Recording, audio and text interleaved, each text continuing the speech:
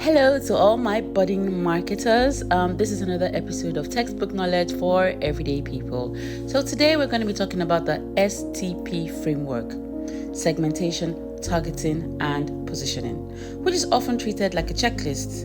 But whether you're writing a marketing exam or trying to understand your first customers, STP needs to be handled carefully because it isn't just a framework, it's the logic behind who you serve, why they choose you, and how you compete.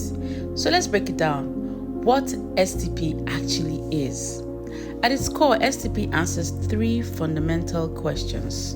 1. Who are the different groups of customers in the market? 2. Which group should you focus on? And 3. How should you be perceived by that group? Miss the logic between these steps and your strategy won't hold up, academically or commercially. Now let's break it down. Segmentation. This is about dividing the market into meaningful groups based on shared characteristics. These could include, demographics, behavior, needs or problems, attitudes, or motivations. Common mistakes people make is listing segments without explaining why they matter. For those of you writing CIM exams or any kind of marketing exams, markers look for relevance and justification, not just categories. And if you're a business owner, if your segments don't reflect real difference in behavior or needs, they won't help make decisions. Now let's talk about targeting. Targeting is a strategic choice of which segments to prioritize. This is where many people go wrong. Like, a common mistake would be trying to target everybody. For your exams now, that signals a lack of strategic focus. And if you're a business, it leads to weak messaging and high consumer acquisition costs.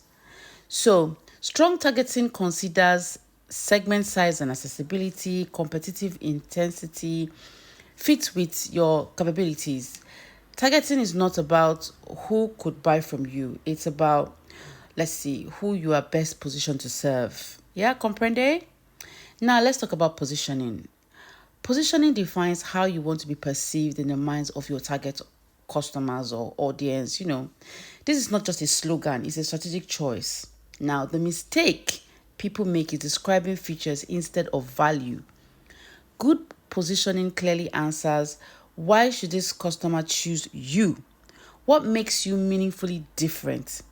What problem do you solve better than alternatives? Now, for your CIM exams, positioning must link directly back to the target segment. And if you're a business, positioning determines whether customers understand you or ignore you. Why the, segmentation, targeting, and position must be handled carefully. Simple. Because if segmentation informs targeting then informs positioning, and then positioning is consistent across decisions, if that makes sense to you. If these steps don't logically connect, the framework will just collapse. That's why exam answers often fail and why startups struggle to gain traction. So, like I always say, you need to stay sharp, you need to stay curious, and you need to stay tuned this 2026. So if you are writing any professional exams along the lines of marketing, or you're a startup, you know what to do. Like, follow, share. But till we do this again, bye.